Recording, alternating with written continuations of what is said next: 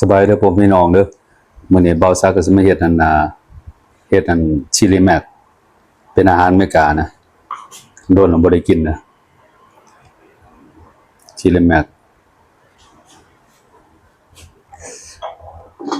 นี่ชิลีแม็กครับแมคโครนีก็เป็นจังซี่แหละเพราะว่าอยู่นี่อยู่เมืองลาวมันตัวนี้มันแข็งหลายต้องเอาไปแช่น้ำหน่อยนึงแช่น้ำปลาไว้ประมาณ15นาทีถึงออกมาบ่แล้วเอาไปต้มก็ใส่น้ำลงไปเลยนะใส่น้ำกับเกลือลงไปหน่อยนึงกันมีชีสใส่ชีสตัวนี้เฮ็ดเอาชีสตัวนี้มันสิเหนียวก็มีนานามีบักเลน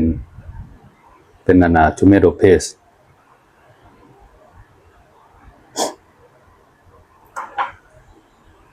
ตัวนี้ก็เป็นนานาโรสแมรี่ใบโรสแมรี่เนี่ยเฮ็ดมันหอมสิ้นก็เป็นสิ้นนั่นสิแหละสิ้นงัวก็มีนานามีผักหอมหัวใหญ่ซอยเป็นสี่เหลี่ยมน้อยๆก็มีนานา กระเทียมใบนานาเตโซลีปรุงก็ปรุงง่ายๆเนาะปรุงก็บ่ยากเนาะถ้าน้ำมันร้อนก็จะเซานั่นน่ะเอาแมคโครนีลงเฮ็ดแต่น้อยเดียวนะบ่ได้เฮ็ดหลายมื้อนะเฮ็ดแต่พอกินนะ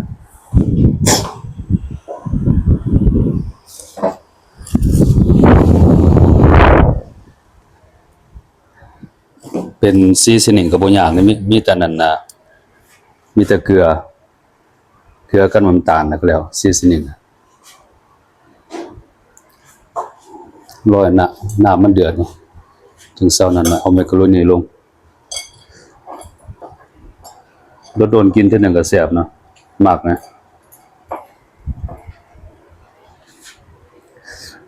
ชีสแบบเหนียวเนี่ยโอ้แห้งคักนะแซ่บโอเคน้ำก็เดือดแล้วเซาลงเอานะก็ได้ถ้วยใหญ่อยู่แล้ว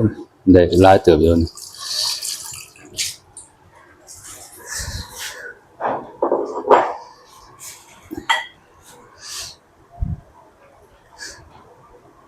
เพราะว่าแมคโครนีอยู่นี่มันนั่นแบบมันแข็งขนาดนะต้องได้แช่น้ำก่อนจึงเอาไปต้มคือนั่นน่ะสปาเกตตีคือกันนะบ่ได้คือกันกับแบบญี่ปุ่นนะตัวนี้แช่น้ำอย่างกี่หลายก็มัน15นาที20นาทีนี่จะเอาออกมาหลังจากเอาไปต้มแล้วก็เป็นจังซี่แหละต้มก็บ่ได้โดนนะพวกหมดพอ5นาทีเพราะว่าได้แช่น้ำแล้วเด้เมื่อมันอ่อนนะบัดนั้นก็สิเจียวกระเทียมกับผักหอมใส่น้ำมันตัวน้อยเดียวใส่น้ำมันน้อยเดียว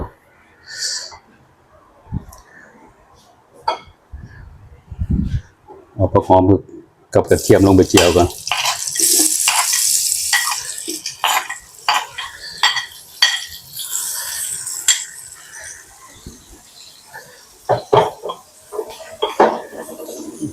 บัดแล้วจึงเซาซีนลงนะ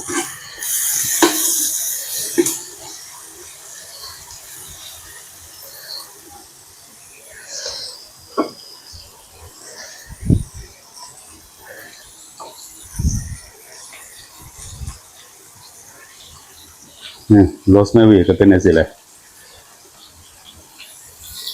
เอาใส่หัวมันหอมเด้อแต่เห็ดมันหอมโรสแมรี่เนี่ย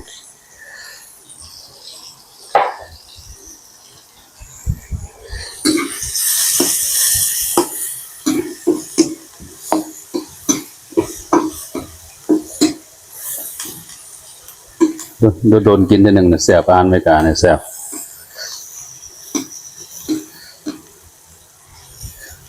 ญี่ปุ่นอยู่อเมริกาอีหลีกับบริสุทธิ์กินนะโดนกินยำมะเขือจังนึง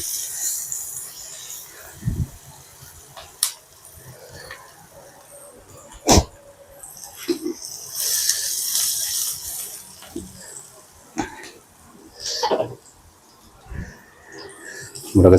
เอาซีนลงเลยด้วยนะ ซีนลงเลย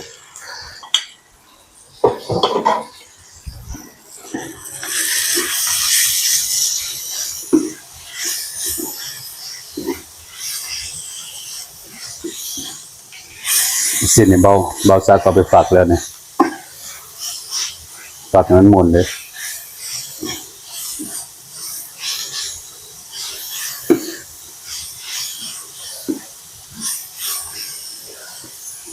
หอมขนาดนะโรสแมรี่นะหอมก็ใส่เกลือหน่อยนึงเกลือใส่หน่อยนึง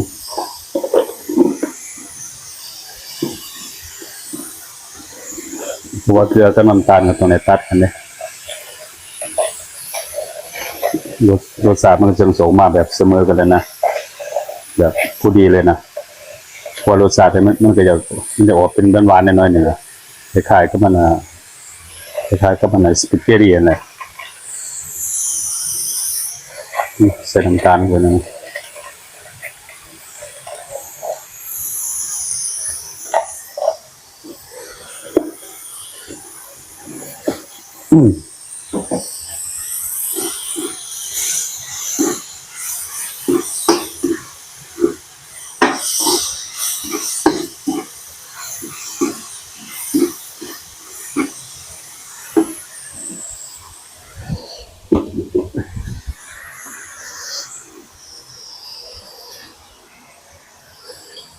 ตัวนี้กันเป็นน้ำบักเลนใส่น้ำบักเลนลง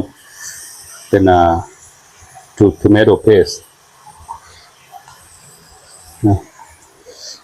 ลงประมาณช้อนหนึ่งเนี่ยแหละ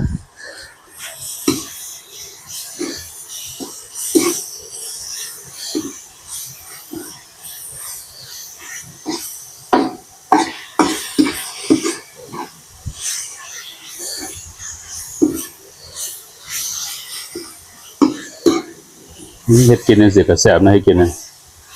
บ่ได้ยากนะเฮ็ดง่ายๆนะบ่ได้ซีซั่นนี้มันก็บ่มีหลายดอกอาหารไม่กล้าบ่หลายส่วนหลายมีแต่เกลือพริกไทยเป็นชีสเป็นน้ำเป็นนี่คืออาหารไม่กล้ามันบ่คือแบบอาหารลาวเพิ่นก็จงน้ำไว้น้อยนึงเดี๋ยวบ่ให้มันแห้งหลายเด้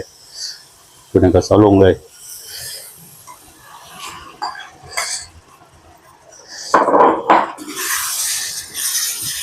เห็นบ่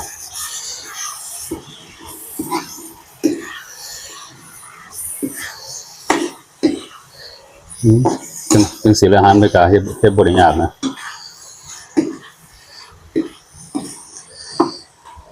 ใส่ชีสลงมาเนี่ยชีสกับชีสสิเลยชีสเลยโอ้คัก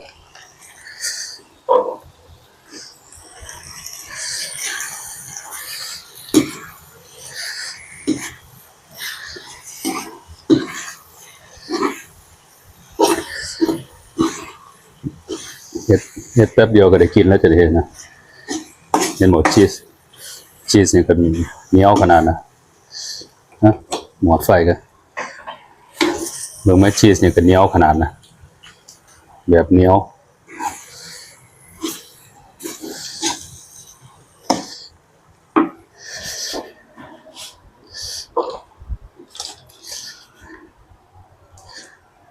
ถ้าเตรียมเครื่องเตรียมของนั้นแป๊บเดียวนะบ่ได้ใช้เวลาโดนอาหารไม่กันนะ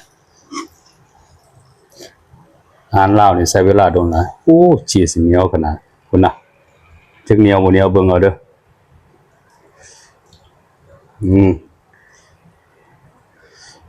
ใส่ชีสเอาจังสิแหละสปอยใส่ชีสเป็นพิซซ่าเด้มันน่าจักเหนียวบ่เหนียว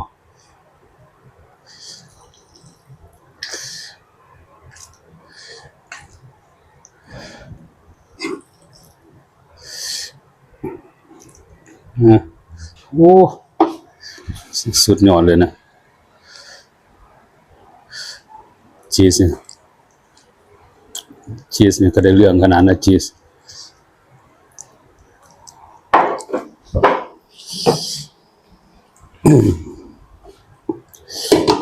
อัดฟ้าตัวนี้เลยโอ้